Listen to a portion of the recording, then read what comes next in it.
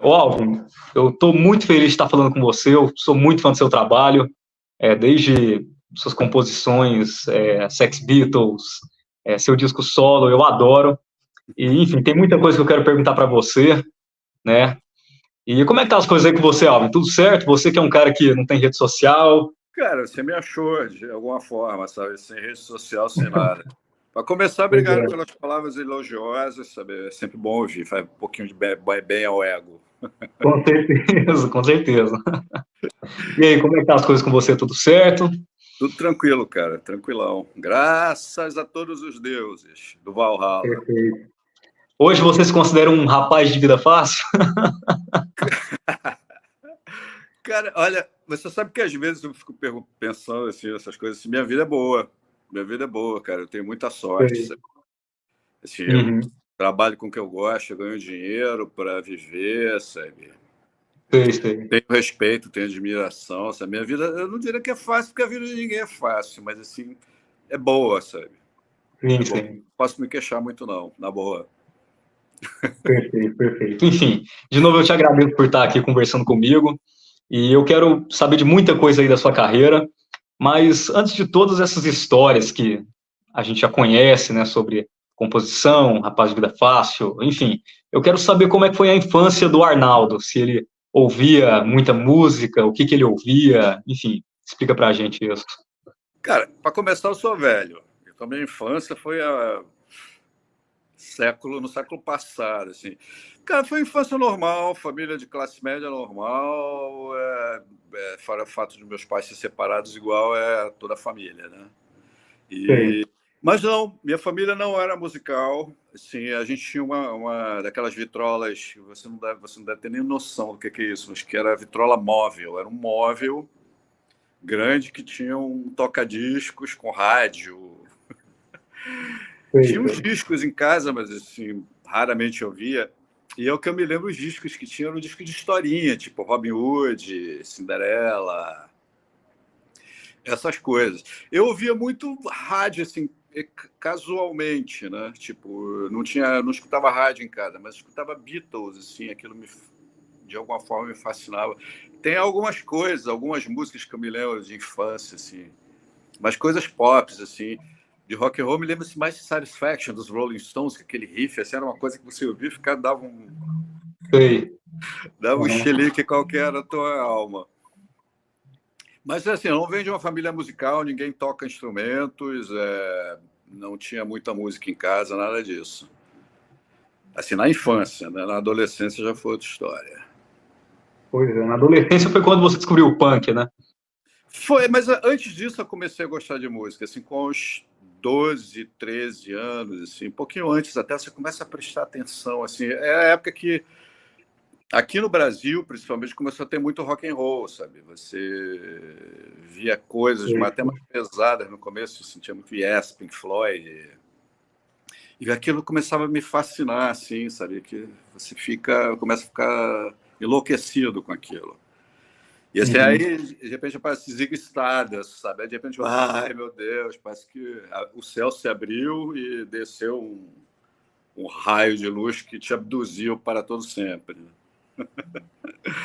Punk Pois foi é. um pouquinho depois, já tinha uns 16, 17 anos, assim, aí começou o punk na Inglaterra e eu me apaixonei por aquilo imediatamente. Falei, encontrei minha turma. Uhum. Isso de longe, né? Não era nem aqui não estava acontecendo porra nenhuma. Se você lia sobre aquilo, ouvia falar sobre aquilo, aí você me apaixonei imediatamente pela coisa, antes de ouvir até. Mas você teve uma época que você pensou que era o único punk do Rio de Janeiro, né? Como é que foi para você até chegar numa turma de um pessoal que gosta das mesmas coisas que você? Cara, não é eu acho, eu era. Se tinha outro, eu não passava na minha frente. Sim, sim. Aham. Era aquela coisa solitária, assim, quer dizer, tinha essa informação, algumas pessoas tinham informação, saiu uma coisa ou outra no jornal sobre isso e tal, mas assim, de parecer um punk, assim, não tinha não, só eu mesmo. Isso foi E em que assim, ano, mais ou menos? isso é 77, cara. Ah, bem no começo, né? Bem no Não, foi começo. eu vi acontecendo a coisa, eu vi acontecendo de longe, Sim. né? Mas eu vi acontecendo a coisa. Tipo, os Pois Sex é. Pistols criando toda coisa, não sei o quê. Cara, você vê, quando os Pistols, quer dizer, 2 deles vieram para o Brasil filmar, fazer aquele filme, que você deve saber qual é, o Rock and Roll Swindle, eu cheguei aí no Baixo Leblon e ver eles pessoalmente lá, no Baixo Leblon. Chega lá. Quer dizer, aquilo estava acontecendo, assim, essa parte foi a que eu vi de frente, mas assim, eu estava lá acompanhando a coisa de longe, mas vendo acontecer, sabe? Morrendo, aí sai no jornal, ai meu Deus, essa Pois é, coisa então foi bem toda. bem no início, né? O Rio de Janeiro, o punk não era muito forte. Pelo menos assim, eu não conheço muito do punk do Rio de Janeiro. A gente vê de São Paulo, Brasília, da Bahia, com Camisa de Vênus, mas do Rio não tinha muito. Tinha muita banda punk nessa época? Cara, eu me lembro, assim, tinha uma banda pré-punk aqui chamada Crise de Nervos, que eu cheguei a ver umas 3 vezes, assim. Eles não eram exatamente uma banda punk, mas era uma banda pré-punk, era mais Stooges, era um pouquinho mais nervosa, Pink Fairies, assim. Mas não era uma banda punk per se, né? Assim, e assim, que eu saiba, só tinha os Vândalos, que era a minha banda, que eu formei com outro maluco que eu conheci por um anúncio de revista pop, sabe? Sim. Que eu saiba, né? Assim, pode ser que tenha acontecido alguma que não se tem registro. E eu era um adolescente tão animado que, assim, qualquer coisa de punk que saía no jornal, eu escrevia carta para o jornalista, sabe? Eu me lembro da Maria Baiana, o Zé Emílio Rondô. Eu escrevia carta para eles começaram a publicar meu nome e o nome da banda, Alvin L. dos Vândalos, Alvin Lixo, na época. Alvin Lixo dos Vândalos. Eu tenho um jornal de 77, 78 me citando, sabe? Mas os Vândalos só fizeram tipo uma meia dúzia de shows em lugares muito esquisitos, tipo colégio, festa. Nunca teve nada assim profissional, né? Era uma coisa muito de garagem mesmo. Você já falou aí que o L vem de lixo. Eu já ia perguntar de onde veio o Alvin L? De onde veio o Alvin? O L você já explicou, mas de onde veio o Alvin? Era o seguinte, eu tocava baixo dos Vândalos e assim, na época você tocava muito rápido, né? Muito rápido. Sim. E naquela época tinha o guitarrista mais rápido do mundo, que era o Alvin Lee, que tocou em Woodstock, tinha uma banda chamada Ten Years After e tal. Sim. E ele era o guitarrista mais rápido, tocava 500 notas por minuto e tal, e punk, me apresentava, você é o Alvin Lixo. Ah, tá. E como Tá. punk, como punk na época, você tinha que ter um nome desses, tipo Sid Vicious, Johnny Rotten, Joãozinho Podre. Alvin L. Alvin Lee era pertinente, né? E aí eu Sim. gostei, adotei. Só que depois de um tempo pega meio mal, né? Imagina eu, um senhor de 60 anos chamado Alvin Lixo. Né? Pois é, pois é. Pega bem, né? Mas os Vândalos é a mesma formação do Rapaz de Vida Fácil ou não? Já é outra história? Sim e não. No começo, sim. Porque assim, os Vândalos têm um começo meio coisa, que meu primo participou, assim. Chegou uma época que era eu, né, no baixo, Ronaldo na guitarra. Não. Primeiro, eu no baixo, Ronaldo na guitarra, Antônio Watts na bateria. Aí o Ronaldo tinha um amigo que era baixista, era muito bom, e o cara entrou para cantar, mas o cara tocava melhor que eu, aí o cara foi para baixo, aí eu fui cantar. Aí virou os Rapazes de Vida Fácil. Aí o cara saiu, entrou Nelson Meirelles, que você deve saber quem é, depois fez os Robôs Efêmeros e a primeira formação do Rapa. E aí essa foi a formação que gravou, que saiu no jornal e tal, então foi a formação que petrificou. Mas assim, vamos dizer que 75% dos Vândalos viraram os Rapazes de Vida Fácil. De onde que veio essa mudança de punk para um New Wave, que era o Rapaz de Vida Fácil? Eu acho uma banda total New Wave. Era a evolução normal da coisa, sabe? É difícil explicar, mas assim, punk virou uma coisa muito codificada muito rápido. Ficou chato. Para ser punk, você tinha que fazer isso e isso. Parecia uma listinha. Era uma coisa meio stalinista, sabe? Tipo, esse. Se você não for isso, esse, você não é punk. Virou uma camisa de força.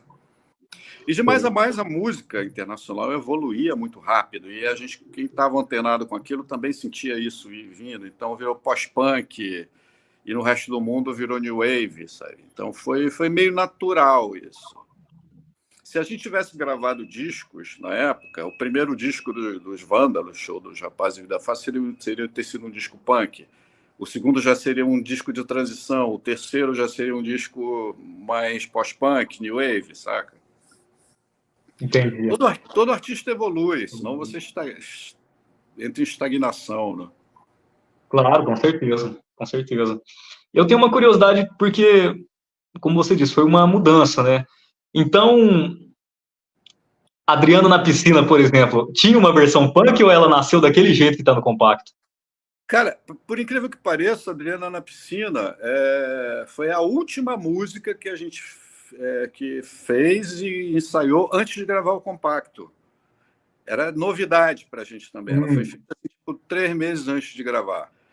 Então, como é novidade, é aquela que você mais gosta, porque as outras você está meio cansado, né? E a gente resolveu gravar ela no lado B do compacto. O compacto ia ser Má Reputação, que era uma música bem mais antiga. E assim, a gravação do Adriana na Piscina ficou melhor do que a de Má Reputação, e a gravadora resolveu botar ela como lado A. E a gente achou legal, sabe? Ninguém objetou, legal, legal, legal. Porque era uma música nova, ainda era fresh, né, pra gente. Mas ela era para ser o lado B, não era para ser o lado A.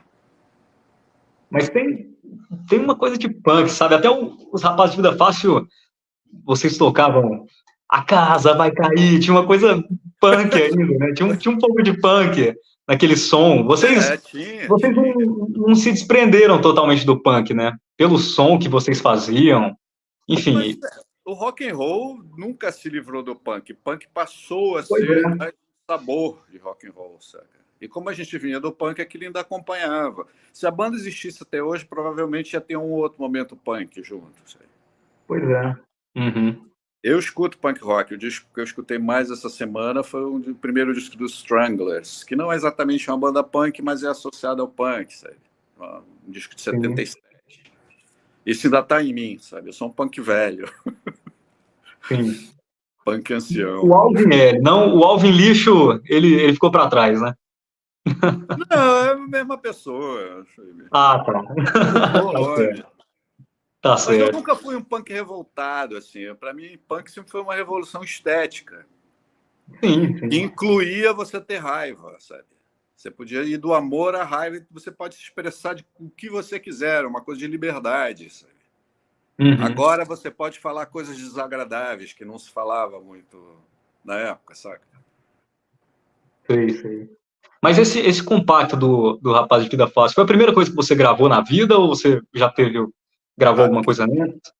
Que foi lançada foi. A gente tinha gravado uma demo, assim, um ano antes, 6 meses antes de gravar o compacto, a gente gravou uma demo com as 4, 5 músicas. E 2 delas tocavam na Rádio Fluminense, que é uma coisa muito importante no rock brasileiro. Assim, é uma rádio que tinha aqui no Rio, não sei se você conhece, já ouviu falar? Eu não sei se é a rádio que saiu um filme sobre eles, eu não sei se foi dessa rádio. Saiu um filme sobre uma rádio, tem um tempo. Não sei se foi a Rádio Fluminense. Pode ser. Essa Rádio Fluminense é o seguinte, era uma rádio meio furreca de Niterói, que uns caras, uns roqueiros, tomaram conta da rádio e fizeram uma rádio rock and roll, sabe? Vamos tocar rock and roll. E assim, cara, imediatamente a rádio virou assim, número 1 das mais ouvidas. Pra você ver como tinha um público de rock and roll pronto, né? Para aquilo. Pois é. E assim, eles tocavam muito demo de bandas que estavam começando. E tocavam Rapazes de Vida Fácil, tocavam Paralamas de Sucesso, demo. Legião Urbana, demo, sabe? E eles tocavam Rapazes de Vida Fácil, eles tocavam essa demo. Mas essa demo nunca foi lançada comercialmente, né? Então, o primeiro lançamento comercial é o compacto. E o único, né? Inclusive. E a demo já era Adriana na Piscina e Má Reputação? Ou era outra? Não. A demo não tinha... Tinha Má Reputação, mas não tinha Adriana na Piscina. A Adriana na Piscina foi feita 2, 3 meses antes da gente gravar. Ah, entendi. E uma coisa interessante desse compacto é que a Alice Pink Punk participou, né? Tem no verso do compacto tem a participação dela, né? Fala um pouquinho para a gente sobre essa participação, que é muito bacana. Assim, eu conhecia o povo da Gangue 90, né? Porque o nosso Uhum. empresário, na época, era produtor deles, produzia aquele disco deles e tal. Sei, E sei. aí eu conheci ele, conheci Júlio Barroso, Denise Barroso, Alice e tal. Pois E é. o Nelson tava muito amigo dela, e ela tocava teclado, né?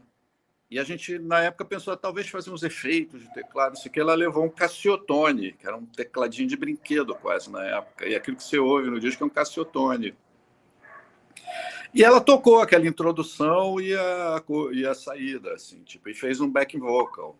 Ela Foi, usou tipo o assim, calciotone no disco da Gangue também, a Eris. Ela usou em Jack Kerouac, Românticos a Gogô. Ela também usou, ela usava bastante. é Ela usava possível, ela bastante. tocava um pouquinho, mas foi meio aquela coisa de maluco, sabe? Na época, pinta lá, sabe, no estúdio, estamos gravando um disco, pinta lá, e ela foi. Eu nem sei se ela foi paga por isso, sabe?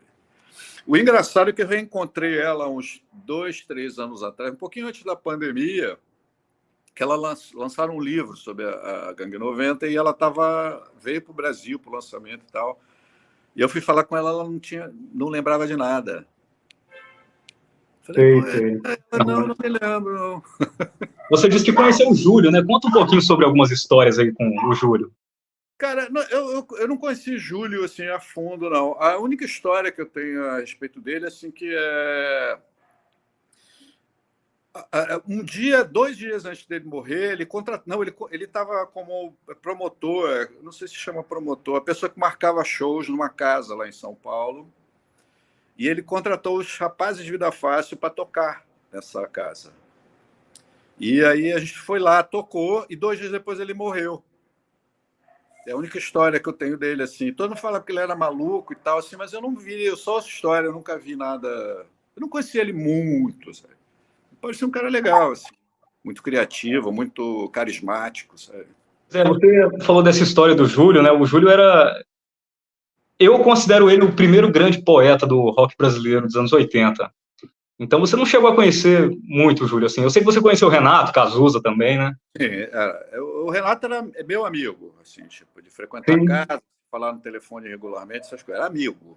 O Uhum. Cazuza era mais amigo de rua, você encontrava nos lugares, papapá, papapá. Sim. E o Júlio era mais ocasional, assim, porque ele não morava no Rio, né? E ele era mais Pois é. velho, ele era de uma geração. Na verdade, eu sempre acho que Júlio, a Gangue 90, né, a Marina, o Lulu Santos, na verdade, eles não são da geração 80, eles são a ponte entre os anos 70 e os anos 80, aquela geração Sim. transicional, sabe? Eles são uma geração de transição. Eduardo Dussek, essa gente, assim, que eles são mais velhos, né? Pois é, pois é. O Júlio já tinha uns 30 anos ali quando começou a fazer sucesso com a Gangue, né? Possível, é possível. É possível. Ele morreu muito jovem, né, cara? Ele morreu, acho que não tinha Foi. 40. Pois é. É uma história que é muito interessante, que eu gostaria que você comentasse um pouco, é que você iria entrar no primeiro disco dos Paralamas, uma música sua, né? É, Conta essa história pra gente que é interessante, só que acabou não rolando, né? você sabe bastante coisa, hein? Pois é, no disco Cara, O Cinema Mudo. o Herbert me ligou e tinha uma música dos Rapazes de Vida Fácil chamada Falso Verão. Ele me ligou, ele estava fazendo o primeiro álbum dos Paralamas, os rapazes não tinham contrato ainda, mas a gente já estava naquelas de negociações. E ele me ligou e falou assim, eu queria gravar essa música e tal. Aí eu falei, cara, posso te ligar depois e tal? Aí eu comentei com o meu empresário quase subiu pela parede. Não, imagina, a música vai ser um hit para ele, se você der, que não sei o quê. Enfim, Uhum. fez totalmente minha cabeça. Eu liguei para o Herbert e falei, não vai rolar não. Cara, ele ficou puto, até hoje, quer dizer... Mas, assim, durante muito tempo, toda vez que ele me encontrava, ele jogava isso na minha cara, que o disco dos Paralamas foi um grande sucesso, os Rapazes de Vida Fácil não deram certo. Hoje em dia você vê que essa. Eu não conheço essa música, mas você acha que seria um sucesso na voz dos Paralamas? Seria o grande Pode hit ser, do disco? cara, a gente nunca sabe, era uma balada. A música se perdeu no tempo, os Rapazes de Vida Fácil nunca gravaram um álbum, então a música se perdeu no tempo. Pois Quer é. dizer, isso aconteceu, assim, uns anos depois, aconteceu uma coisa quase igual, assim, que eu não deixei alguém gravar uma música e, de novo, deu errado e, assim, eu nunca mais eu nego nada para ninguém, cara. Quer gravar a música, grava, sabe? Nunca mais falo não. A não ser se for usar para anúncio, essas coisas, é outra história, né? Mas para gravar, gravação musical, quer gravar, grava, toma. Pois é. As 2 vezes que eu neguei, caiu na minha testa. Pois é. Tem outra história muito interessante também, que eu nunca vi isso em lugar nenhum. Quem me disse isso foi o Léo Jaime. Eu entrevistei ele tem uns 2 anos, e ele me falou que a primeira vez que ele viu o João Penca, você estava fazendo vocal com o João Penca. Cara, é sério. Você chegou a fazer vocal no João Penca? Eu fui do João Penca. Eu nunca vi essa história em lugar nenhum. Conta eu fui do João Penca. Aí. É que eu estudava com o Sérgio Abreu, Selvagem Big Abreu. Grande Abreu, grande. Na faculdade de arquitetura, e o João Penca era uma banda meio sem forma, tipo, pinta lá. Ele falava, pinta lá. O Cazuza já fez vocal no João Penca também. E aí eu ia, fazia um backing vocal, ficava lá no palco, não sei o quê. Papai. Eu fiz uns 2 shows, 2 ou 3 shows com ele, e um deles foi o dia que o Léo foi ver. E eu saí, foi o último show que eu fiz com eles, e o Léo começou a fazer show com eles, né? Em teoria, ele era quem que estava na bateria, tocando? Cara, Mimi Erótico. O Sérgio Maidinho. Tava o Avelar, o Galo tava. Eu acho que. Cláudio Killer. Hã? Cláudio Killer. Os teclados. Cláudio Killer. Até o irmão do Avelar, que morreu, estava na banda ainda. Era meio bagunça. O João Penca era pinta lá, sabe? Era. Pior que era. Eu já entrevistei os Miquinhos aqui. Divertidíssimo. Para mim, é a melhor banda dos anos 80, de longe, sabe? Eu adoro os Miquinhos. Eu já entrevistei quase todos os Miquinhos. O único que eu não entrevistei foi o Marcelo, o Bob Galo. Mas eu já ouvi muita história bacana aqui dos Miquinhos. Tem muita história interessante. É uma banda de longe, dos anos 80. Eu adoro eles, eu adoro. Também. E o compacto do Rapazes de Vida Fácil, ele chegou a tocar muito nas rádios? Como é que foi a recepção desse compacto? Cara, primeiro, assim, a primeira coisa que teve, que impressionou muito a gravadora, foi que teve muita imprensa. Foi impressionante. Eu conhecia os jornalistas, eles iam ao show, já me conheciam também, mas quando o compacto saiu, teve muita imprensa. Então a gravadora até levou um susto, tipo, sei. E tentaram, assim, em alguns lugares do Brasil chegou a tocar bem. No Nordeste parece que tocou bem. Muita gente de Brasília fala que lá tocava, em Brasília, Minas, no interior de Minas, mas aqui no Rio quase não tocou, São Paulo quase não tocou, no Sul quase não tocou. Vendeu muito pouco. Mas, assim, pelo fato de ter dado tanta imprensa, a gravadora meio que se animou. Vamos fazer outro, sabe? Vamos fazer um álbum, vamos coisa. E aí que a coisa começou a degringolar. Uma coisa que eu tenho muita curiosidade é que, claro que tem uma grande distância de tempo entre o Rapaz de Vida Fácil e o seu disco solo. Só que uma coisa que eu sempre tive curiosidade, você tinha um personagem para cantar? Porque o seu jeito de cantar no Rapaz de Vida Fácil era muito diferente. A gente compara com o seu disco solo, você cantava de um jeito, você falava as palavras com um jeito muito específico. Você tinha um personagem para cantar ou era aquilo mesmo? Cara, varia isso também, né? Você depende do mood da época e tal, assim. Mas dos Rapazes de Vida Fácil, na fase que a gente foi gravar, eu queria muito fazer aquela voz do Bowie no Ziggy Stardust, aquela voz meio adolescente, né? Exatamente. E hoje em dia eu escuto a música e falo, meu Deus, onde é que eu tava com a cabeça? Até eu achei que todo mundo ia achar também, maravilhoso aquilo. Olha, ele tá fazendo um Ziggy Stardust. Quem sabia era legal, que era isso, sabe? Era legal. Até na sua performance, tem um vídeo na internet que é dos Rapazes de Vida Fácil ao vivo no Napalm, em São Paulo.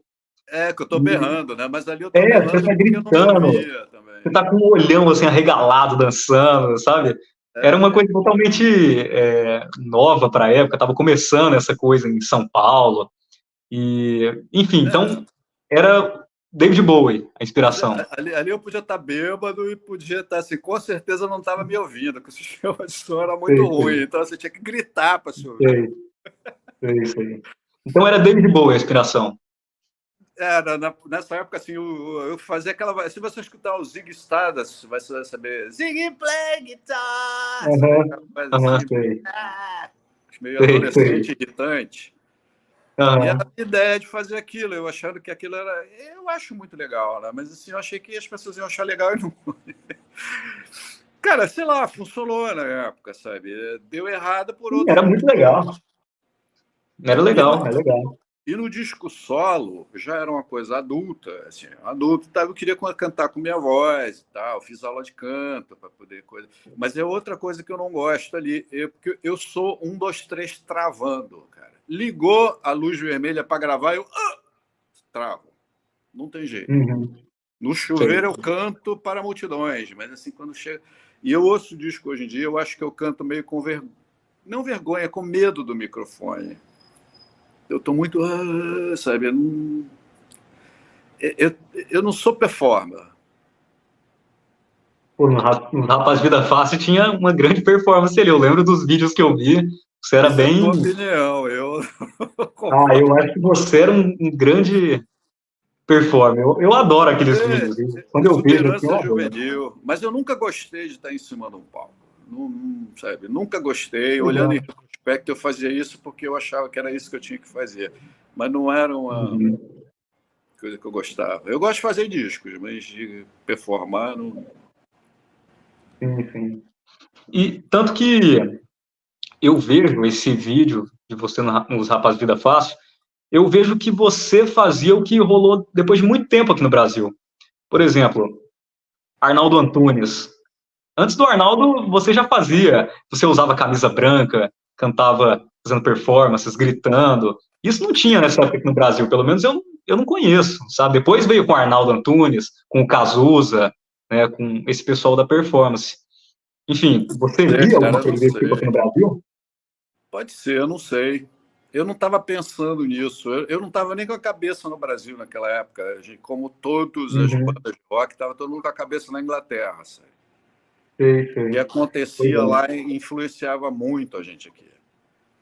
Mas é aquela coisa, assim, você tem uma ideia, mas o que sai é a ideia mais o sua voz, seu corpo, né? Assim, isso é uma opinião que eu nunca ouvi. Mas tem muito pouca coisa gravada dos Rapazes de Vida Fácil, né? Então... Pois é.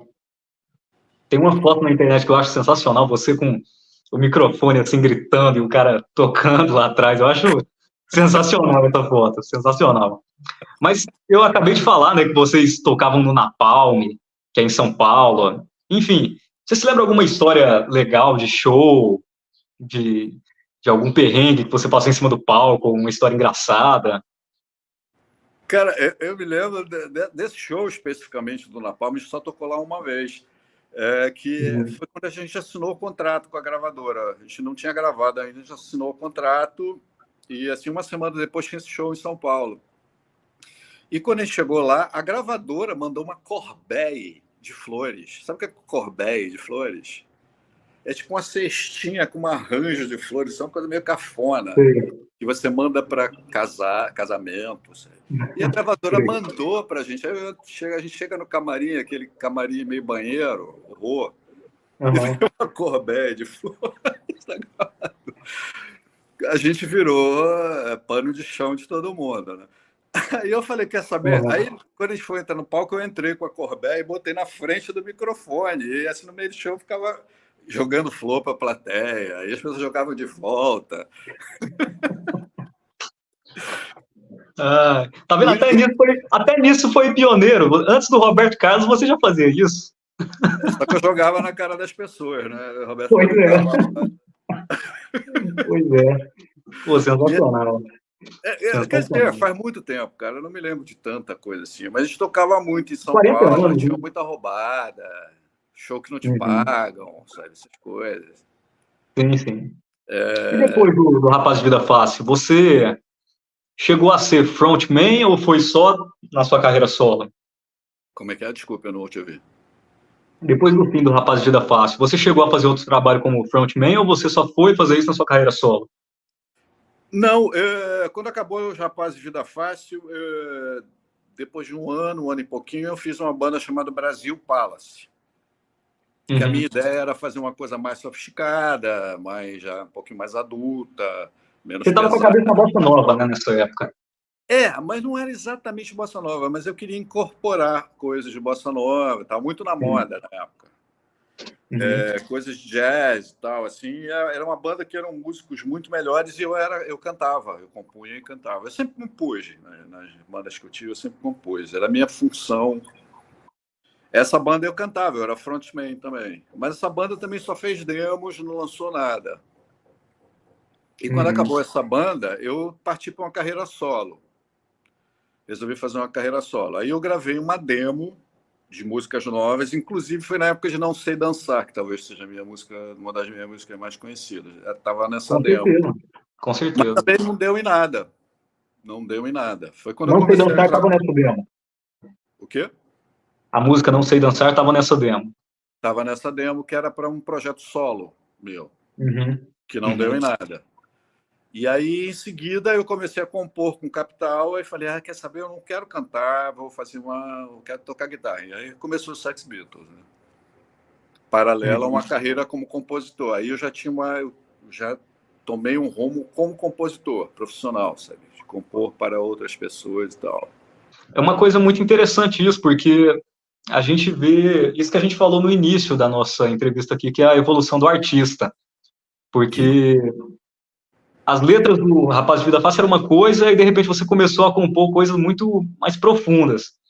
Por exemplo, de Marta Pensa que é uma Mosca, veio Não Sei Dançar, sabe? São totalmente diferentes. E o que você ouvia para ter chegado nesse nível de fazer letra, outro jeito de fazer música? O que você começou a ouvir? Cara, não é o que eu estava ouvindo, é mais a maturidade mesmo. Você vai ficando mais velho. Nessa época dessa demo solo, eu já tinha 29 anos, sabe? De 29 para 30. Eu já era um senhor, já era sabe? Meu pai, com essa idade, tinha 4 filhos, sabe? Então, é a coisa da maturidade mesmo. E você vai crescendo, você vai tendo mais coisas para dizer, ou quer dizer outras coisas, ou quer atingir outro público.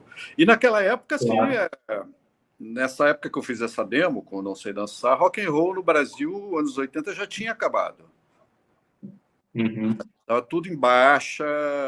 Na época, acho que era Axé Music. Em 88 começou a cair bastante, né? O quê?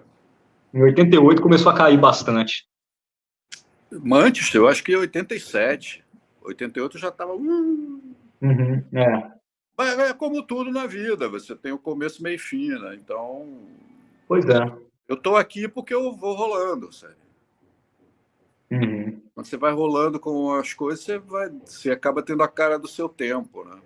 Você acha que esse tipo de música volta ao mainstream? Cara, não sei. Se eu soubesse...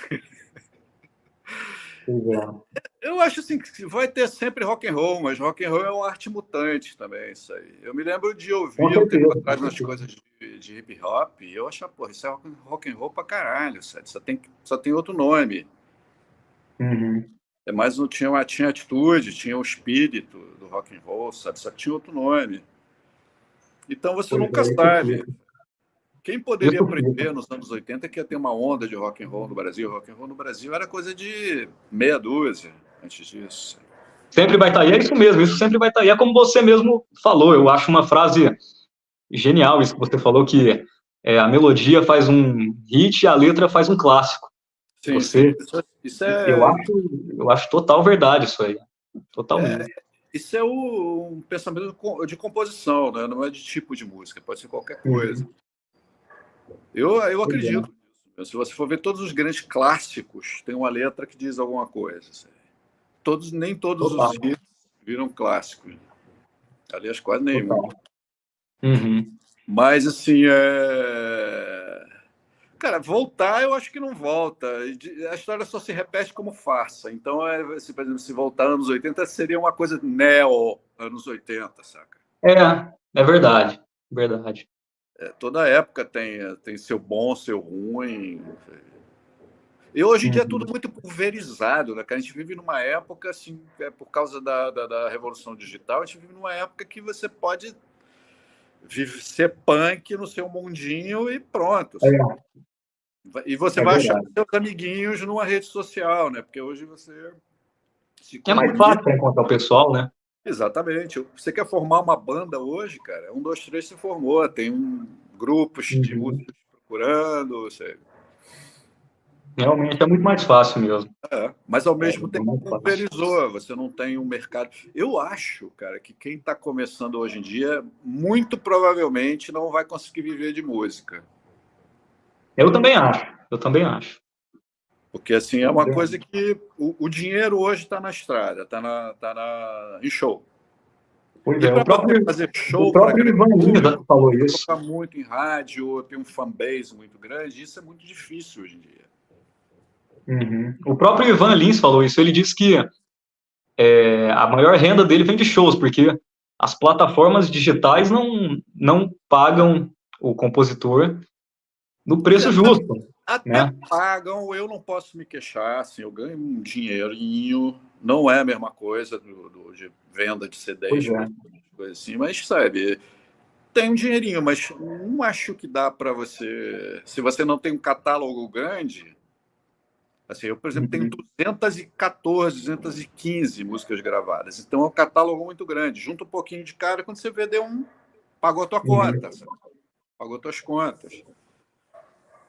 Mas assim, isso são 30 anos de trabalho, né? Mas eu acho que quem está começando hoje em dia, muito difícil, assim, porque não tem gravadora, não tem mais aquela coisa do hábito das pessoas comprarem música ou consumirem música. Música é uma coisa que está em tudo quanto é lugar, você não tem que ir nem na luta, sabe? E tudo que é fácil é grátis, né? Mas é o tempo. No século XVIII também era assim, você não dava para você viver de rock and roll em 1802. Então... Claro. Claro, com certeza. Não tinha guitarra na época também. Não tinha guitarra. Enfim. A gente falou sobre o Não Sei Dançar, né? Que você falou que a Marina gravou, enfim, estava nessa demo. E é incrível como a gente escuta essa música. Eu, pelo menos, quando escutei pela primeira vez, eu falei assim, pô, o cara que compôs essa música estava sofrendo demais. Mas não, você só fez, você não estava sofrendo. A história é... Não, é tudo mentira. É um exercício de compor. Eu lembro que eu ouvi a primeira vez, eu vi aquela letra. Eu vi aquela letra e eu falei, o cara estava sofrendo. Aí quando eu fui atrás da história, aí eu falei, não foi assim, né? Mas enfim, conta pra gente um pouquinho disso aí. Eu não sei, cara, eu tenho um talento qualquer para compor coisas muito tristes. Se você me pedir assim, faça uma música para as pessoas se suicidarem, eu vou fazer uma que vai todo mundo querer morrer. Eu tenho um talento natural para isso. Sei. Entendo. Tem mesmo. Eu ouvi Não Sei Dançar, ela passa uma pessoa que tá triste mesmo, sabe? Tem muita... Eu, pelo menos, tenho a minha própria interpretação da letra, né? Eu vejo de um jeito, mas na sua visão como compositor, o que você diz? O que a letra fala, na sua visão, sendo compositor? Cara, é uma música triste. A ideia era fazer uma balada, um break-up song, uma música sobre fim de um relacionamento. E triste. A ideia que eu tinha. Mas eu não estava me separando, eu estava solteiro. Não tinha motivo nenhum para estar triste. Você terminou ela no ônibus, né? Não, a história do ônibus é diferente. Assim, eu estava compondo, eu fiz a música, tipo, eu escrevi simplesmente. Eu não sei se eu soubesse por que ela deu tão certo, eu teria feito mais umas 30.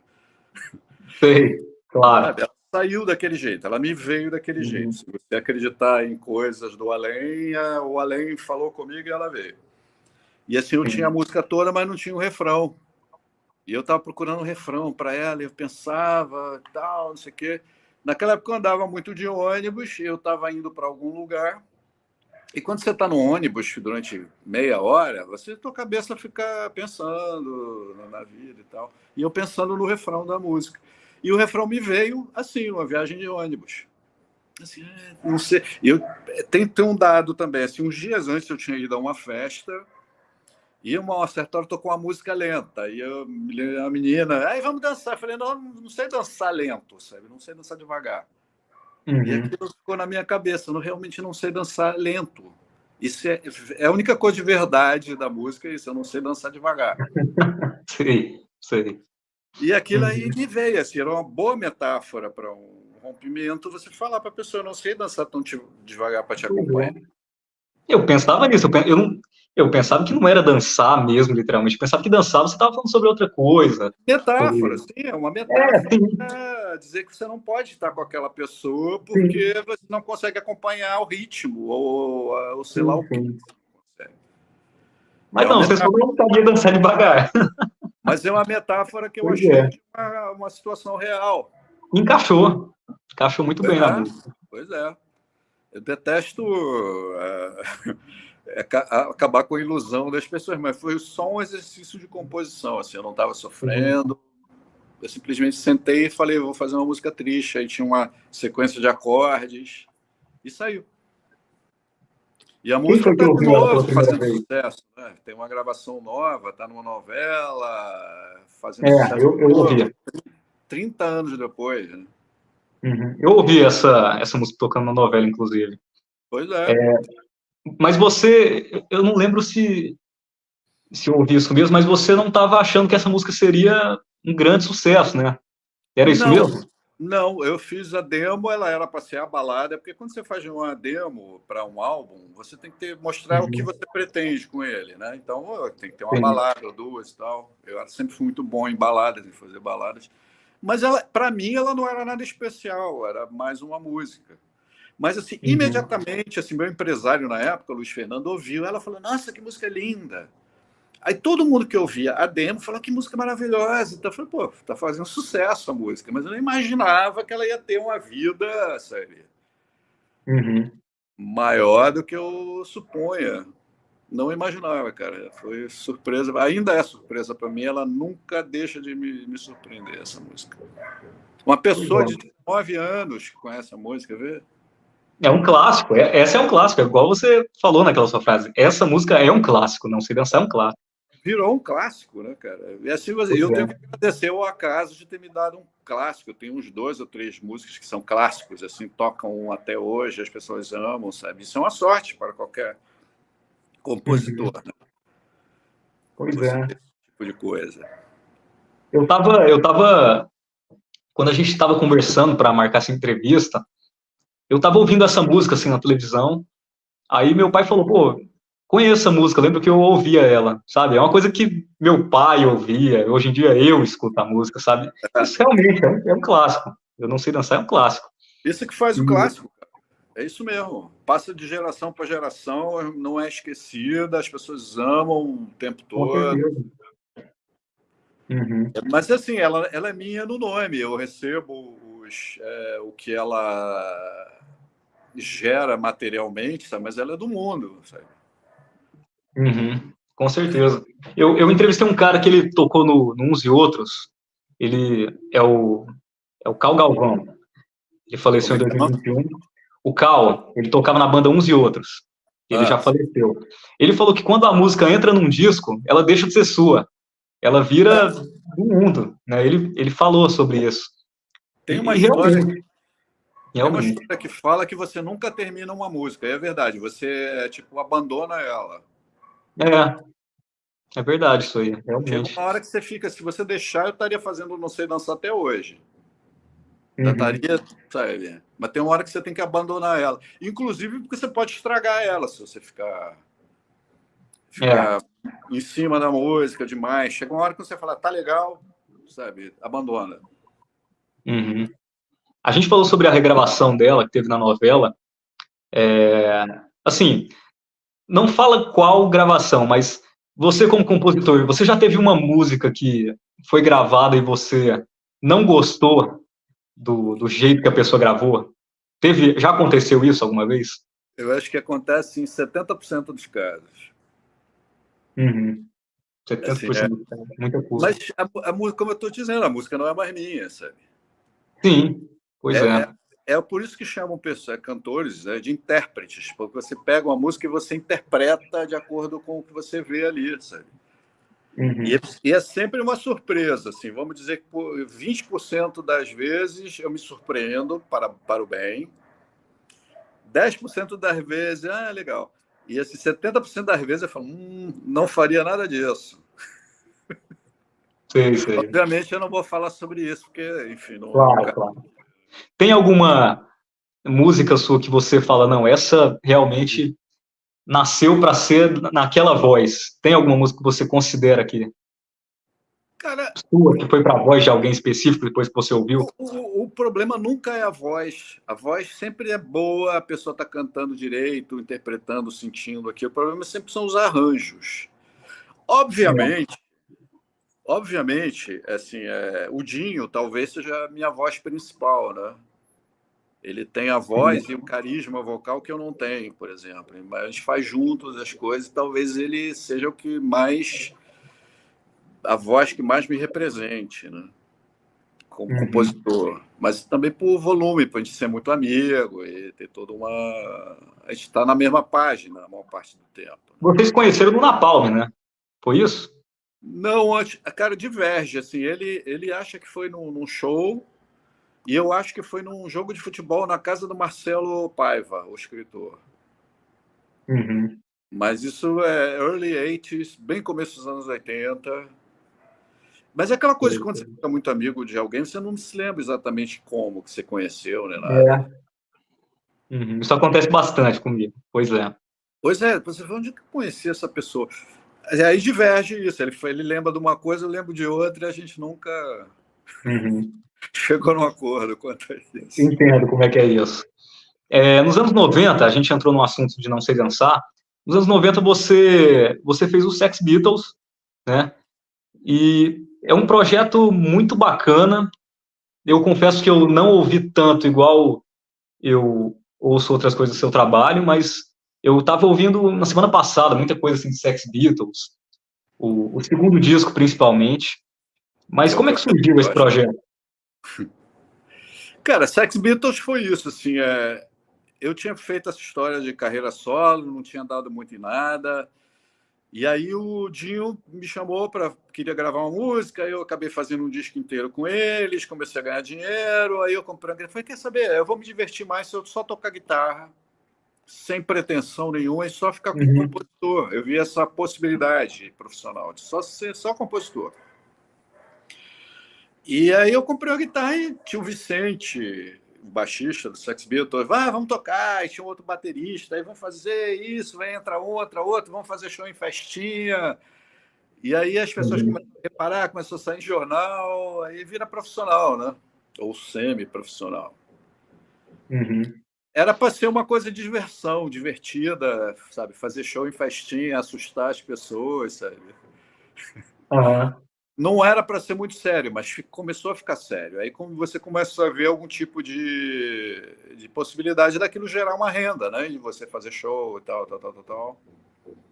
E na época, assim, eu estava começando carreira como compositor, qualquer oportunidade era oportunidade para mim, né? Mas não era para ser uma coisa séria, era para ser uma coisa de diversão, vamos tocar em festinha, umas músicas muito loucas, tipo Você e Seu Namorado Também, sabe? Tem aquela das freiras, eu esqueci o nome agora. Freiras Lésbicas Assassinas do Inferno. Exatamente. Para você ver o nível de seriedade da coisa. Mas Sex Beatles, de onde que veio esse nome? Claro, Beatles, dos Beatles, mas Sex Beatles, quem que deu esse nome para a banda? Fui eu. De onde veio esse nome de banda? Tinha Sex Pistols, mistura com Beatles, Sex Beatles. Né? Eu nem acho nada original, mas ninguém tinha feito ainda. Sabe? Cara, eu me lembro, assim, os Sex Beatles já existiam, já estavam fazendo show, acho que já tinha gravado, cara. Eu me lembro de abrir um jornal em inglês de música e tinha uma matéria sobre o Oasis, que estava começando na época, ainda estava gravando os primeiros discos, e a matéria falava They are the Sex Beatles. Sabe? Tipo, uma mistura de Beatles com Sex Pistols. E já existia Sex Beatles. Quer dizer, não é nada muito original, assim. Eu também vi que você fala que seu melhor trabalho de letras foi no Sex Pistols. É verdade? No primeiro disco, onde eu mais gosto das minhas letras, cara. Eu vou ouvir com mais atenção. Eu vou ouvir com mais atenção. Eu acho que o grande disco dos Sex Beatles é o primeiro. O segundo eu acho meio mal gravado. Eu gosto do material, mas eu acho mal gravado. deu muita confusão, enfim. Uhum. Pois é, e a gente tem, falando sobre clássicos, né, eu acho que, eu não sei se é o seu maior clássico, se você considera o seu maior clássico, mas é Natasha, que é sua, com Dinheiro Preto, e sobre essa música, o que você tem a dizer sobre ela, quando que ela surgiu, enfim, fala um pouquinho sobre essa canção. Ela foi o seguinte, o Capital ia gravar o acústico MTV. E Uhum. assim, naquela época, quer dizer, eu nem sei se existe mais, mas o acústico MTV tinha sempre 2 ou 3 músicas inéditas. Você tinha seus greatest hits, Sim. e você gravava um cover e 2 músicas inéditas. Era mais ou menos a fórmula que tinha. E eu tinha feito 3 discos com Capital, 3 discos inteiros e tal. O Dinho tinha ficado uma parceria sólida. Aí ele falou: vou ter que compor 2 ou 3 músicas para o acústico. Aí eu fui para São Paulo e aí a gente começou a compor. Aí ele tinha uma ideia, ele falou assim: eu tenho essa ideia, sou uma menina muito louca, fazer a ideia. Ele tinha ideia sobre o que ele queria dizer na música. E ele tinha uma sequência harmônica de Filho de Luiz, né? era só o que ele tinha, a ideia e o tururu turu. Aí eu Uhum. falei, legal, vamos sentar. Aí comecei a escrever, cara. Eu me lembro que, eu acho que eu falei isso em algum lugar, que eu tinha uma música do Bob Dylan, que não foi nem ele que cantava, alguém cantava que chamava Seven Days. E eu estava lendo na época, eu me lembro aquele livro As Brumas de Avalon, que é um livro meio místico, não sei o Uhum. quê, e 7 é um número místico. Aí eu falei, vamos fazer uma coisa com o número 7. Tem 7 vidas, mas ninguém sabe de nada, sabe? 7 dias, não sei o quê. Comecei a escrever. E aí ele dava uma ideia, dava outra, e a gente foi fazendo a música. E assim, a música ficou pronta, mas eu voltei para o Rio, eu achava que ela não estava pronta, faltava alguma coisa, porque ela só quer dançar, dançar, dançar, tchururu, tchururu, tchururu, falando, essa passagem não tá legal, tá muito popzinha demais, saca? Uhum. Precisa de mais perversão nisso. A letra, inclusive, era bem mais perversa. O Dinho inventou um monte de coisa. É verdade, é verdade. E aí eu falei, tá muito estranho. Aí vim com essa história do pneus de carros cantam, fazer um stop na música, tem um drop na música, cantar isso e o tchururu tchuru seria os pneus de carro cantando, saca? E Uhum. isso para mim fez a música valer. Tipo, agora sim, sabe? Fiquei satisfeito. Com Aí ele certeza. gostou, todo mundo gostou e foi, né? E Uhum. Mas eu vou te contar uma coisa. Eu me lembro quando a gente estava fazendo ela, o Jim falou: essa música vai ser o maior sucesso. Eu olhava para ele: tu tá maluco, sabe? Não que eu não fosse achar que fosse um fracasso, mas eu achei que isso ia ser só uma Uhum. música no álbum, sabe? Tipo, tá lá no Sei. álbum, uma delas. E foi o maior sucesso. Pois é, acho que é Eu, um clássico, mais um clássico, né?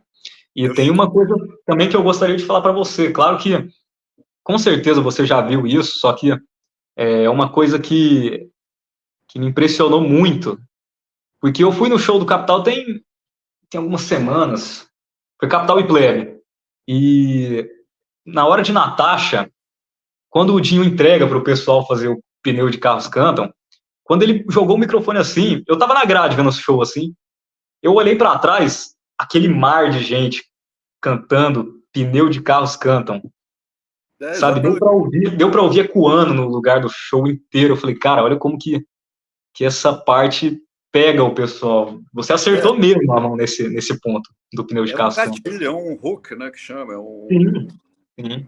uma isca. Mas geralmente em música, esses dropouts, quando para, que você canta alguma coisa, é onde o povo entra. É uma Pois coisa é. meio participativa. Não foi feita com essa ideia, mas assim, é uma coisa. Depois eu vi que é uma coisa meio clássica de composição, né? Claro, A com parte que você certeza. para é que o povo canta. Uhum.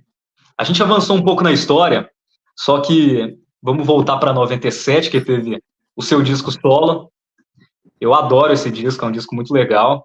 E como surgiu a ideia de gravar um disco solo depois de tanto tempo de carreira? Cara, é muito simples. É assim, eu estava me estabelecendo como compositor. Eu tinha já algumas músicas de sucesso. E assim, isso gera um interesse em você, né? E a Marina ficava muito em cima de mim. Ah, você tá de guitarrista numa banda, você devia gravar um disco solo junto, não sei o quê, você cantar. Ela adora a minha voz, o timbre. Tem que cantar, tem que cantar, tem que fazer disco solo. Aí o João Augusto, que era diretor artístico da EMI na época, que eu já conheci, foi o cara que me contratou na Poligram para os Rapazes de Vida Fácil. Foi ele que contratou os Rapazes de Vida Fácil. Ele estava na EMI nessa época. Ele virou para mim, a Marina falou que vamos fazer um disco solo. Eu falei, legal. Cara, a gravadora vinha até você e pedir, falar, vamos fazer um disco solo? Come on, vai. Geralmente é o contrário, né? Os caras ficam atrás de gravadora e tal. Eu falei, vamos. Aí ele me falou, como é que vai fazer umas demos, escolhe umas músicas, se já tem muita música, escolhe umas músicas, vai fazer uma demo. Eu me lembro que ele falava assim, eu quero ouvir as demos porque eu quero saber quem é Alvin L. Eu falei, esse é o nome do disco, quem é Alvin L. Aí ele me botou no estúdio com o Fábio Fonseca. Nisso já tinha um pré-contrato, né? Tipo, eles já estavam pagando as demos e tal. Me botou no estúdio com o Fábio Fonseca, que eu não sei se você já ouviu falar, conhece? Já ouvi falar. Para produzir, e aí eu fiz umas demos com o Fábio Fonseca, fui para a gravadora. Só que assim, gravadora sempre era uma loucura, não sei como é que é hoje em dia. Mas aí nisso, enquanto estava fazendo as demos, o João Augusto saiu da gravadora. Foi para outro lugar e entrou o George Davidson no lugar dele. E assim, quando acontece isso, é óbvio que vai dar errado, porque assim, não é o cara que está querendo fazer, sabe? É outro. Ele vai herdar o projeto. E aí o George Davidson é meio que falou assim, ele me falou na época, você é um puta compositor, eu sou seu fã, cantava minhas músicas para mim, mas falava assim, eu não confio em você como artista. Você não é artista. E, assim, hoje em dia eu sei que ele tinha razão. Mas na época eu achei um horror. Ai, que absurdo. E aí ele falou que não confiava em mim como artista e parou a história, o projeto. Como eu não tinha um contrato firme ainda, parou. E aí é que vem o acaso. Aí me ligou Torquato Mariano, que estava de diretor artístico na BMG. Ele me ligou pedindo uma música para Gal Costa. Olha só o encadeamento das coisas. Eu virei para ele e falei assim, cara, olha, é o seguinte, eu tenho um monte de música, mas eu estou num projeto, disco solo, e eu não tenho uma música para dar para ela. Aí ele falou assim para mim, você está fazendo um disco solo? Eu falei, na EMI, mas parece que não vai rolar lá, porque eu falei, né, do Jorge Davidson e tal, do João Augusto. Ele falou, posso ouvir? Eu falei, tá, claro. Mandei a demo para ele, cara. No dia seguinte, ele me ligou e falou assim, vamos fazer um contrato. Vamos fazer um disco solo. Vem para cá, vai fazer aqui. E, pô, fez o contrato lá, fez o contrato. Quem vai produzir? Ele virou para mim, o Fábio, acho que é muito MPB, é muito isso para você, suas músicas são mais rock and roll, quem pode ser? Eu falei, era muito amigo do Liminha, falei, quero o Liminha, achando que ele ia falar nunca, né? Tipo, o Liminha é muito caro, não sei o quê. Ele falou assim, ótimo, pergunta se ele topa. Aí eu liguei, Liminha, tu topa? Ele disse, eu quero! Aí eles lá... viram lá a parte de dinheiro, cara, deu tudo certo, cara. Fui pro estúdio com o Liminha fazer um disco. Foi difícil, o Liminha, eu já ouvi muita gente falando, o Liminha, eu quero fazer assim, o Liminha faz assim. Foi muito difícil gravar com o Liminha? Nem um pouco, cara. Foi um prazer inenarrável. Porque acabou que a gente fez uma bandinha, eu, Liminha e o Christian Owens, que coproduziu, né? Acabou coproduzindo o disco. A gente fez nossa bandinha, né? E a gente gravou praticamente gente. Nós Liminha no bar. Tem poucos músicos extras no disco. Liminha no baixo? Tocando baixo? O quê? Liminha no baixo? Liminha tocou baixo, tocou guitarra, tocou violão. Eu toquei guitarra, violão, teclado. O Christian tocou violão, guitarra. A gente fez a nossa bandinha lá. E o Liminha sentiu isso, exatamente assim. Para ele foi muito bom. Ele fala para mim até hoje que foi um dos discos que ele mais gostou de fazer por causa disso, porque ele entrou com uma bandinha, sabe?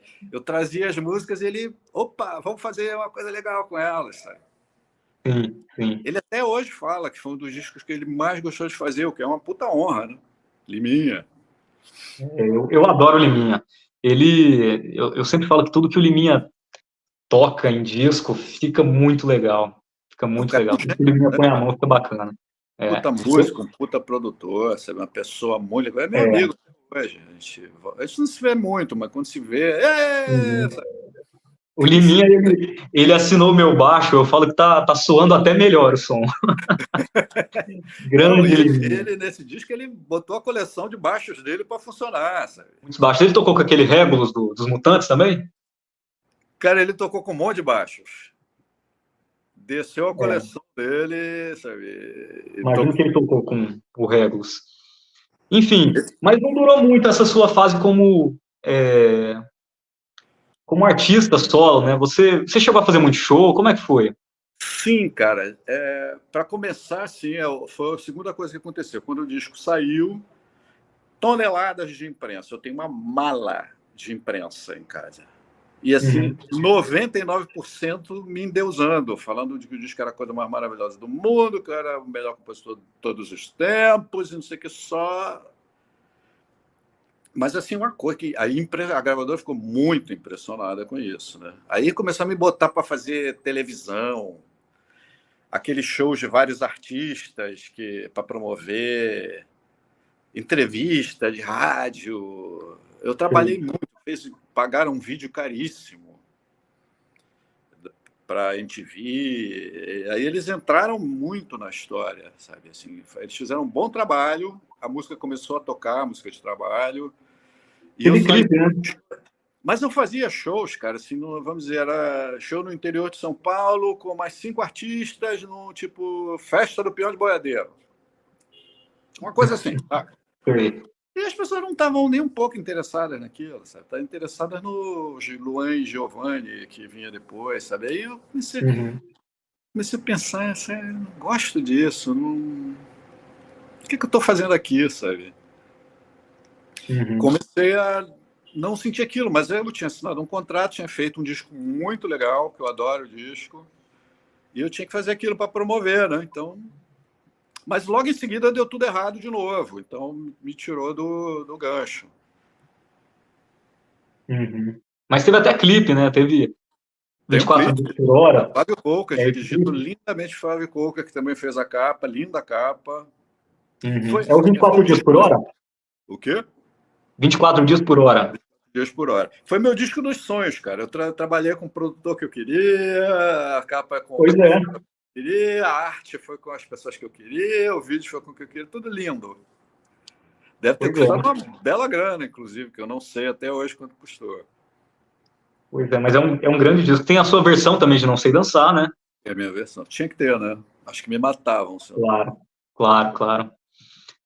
Enfim, esse disco, eu gosto muito dele. Hoje em dia, como é que você enxerga esse disco? Ainda é um nota 10 para você? Como é que, depois de tanto tempo, como é que você enxerga? Cara, a pior coisa do disco sou eu cantando. Pô, que isso, eu adoro sua voz nesse disco, eu adoro sua Eu voz. acho que eu tô tímido demais, parece que eu tô com medo do microfone, sabe? Se eu Eu adoro fizesse sua hoje voz. em dia, eu ia fazer um pouco melhor, mas não sei, era a época, era o que tinha que fazer na época. Sabe? Uhum, É um disco de cantor-compositor, então assim, as pessoas não estavam me cobrando ser nenhum grande cantor. As pessoas estavam uhum, cobrando que fossem boas músicas, isso eu entreguei, eu acho, pelo menos para mim, está entregue, sabe? É um disco nota 10 em composições, não tem nenhuma música ali que eu tenha vergonha. Os arranjos são maravilhosos, a produção maravilhosa. Foi um prazer fazer ele. Chegou a vender um pouquinho, tocou um pouquinho, mas, enfim. Pois é, eu tô doido para conseguir uma cópia desse CD. Às vezes eu procuro por aqui, eu nunca achei, mas eu vou conseguir Tem, ainda esse CD. tem Mercado Livre, eu já vi no É, Mercado Livre. eu já dei uma olhada na internet, eu já dei Você uma só não olhada aqui. mudou porque eu só tenho uma, então Você só tem uma cópia. só tenho uma cópia. Ele vendeu bastante esse disco? Cara, eu acho. Alguém me falou que tinha vendido uns 6.000, 8.000 cópias. O que não é Uhum. bom, assim, eu acho que eles gastaram bem mais do que recuperou, mas foi um sucesso de crítica num primeiro momento. E o Sim. disco teve uma vida muito curta de trabalho. Eles só trabalharam a primeira música.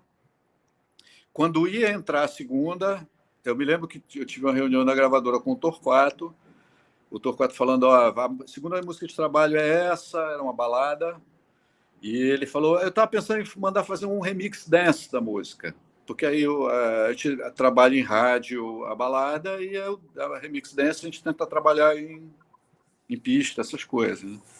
E assim, uma semana depois ele saiu da gravadora e quem vai para a gravadora? Jorge Davidson. Uhum. Que aí ele, sabe...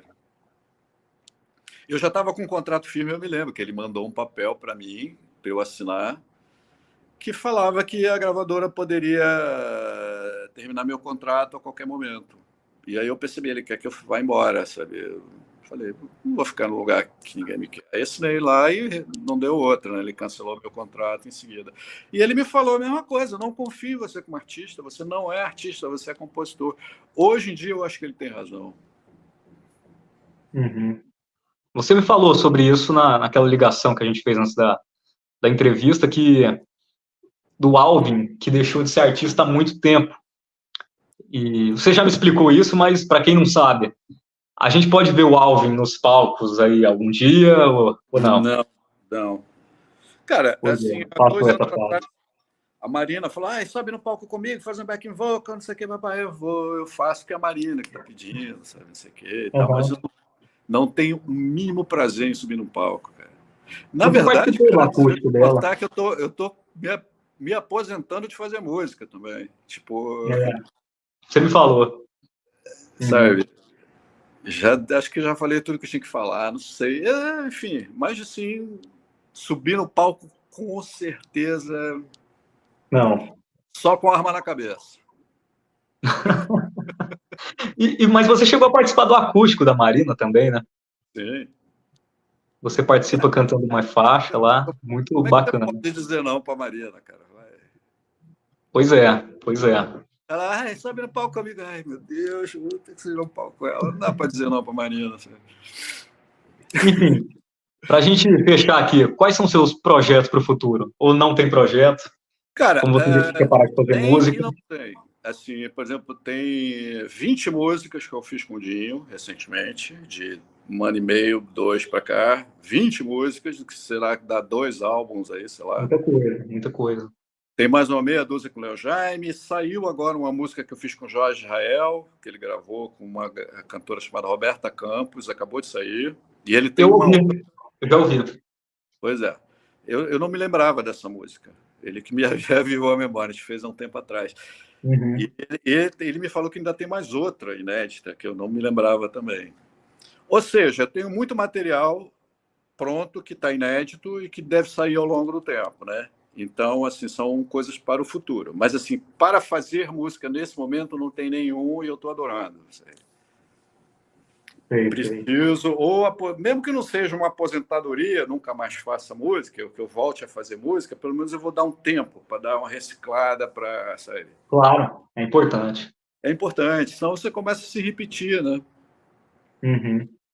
Você faz aquilo todo dia e tal. Mas meus planos são viver, cara. Viver bem, sabe? Eu gosto de viajar, sabe? Só isso, Perfeito. viver. Perfeito. Enfim, Alvin, muito obrigado por esse papo. Foi uma honra imensa falar com você. Eu adoro seu trabalho. E, enfim, acabando aqui, eu vou ouvir direito o disco do Sex Beatles, porque eu ouvi muito o segundo. O primeiro nem tanto, mas eu quero muito ouvir com calma. Houve um single que foi lançado no ano passado para promover o catálogo. No coisa. Tem um single novo, Oui, je regrette tout, uma música em francês. Está lá no Spotify, essas coisas também. Perfeito. Ficou muito legal. Foi gravado. Muito obrigado, viu, Alvin? E você falou acho que não tenho nada para dizer. Pô, suas músicas vão estar aí sempre.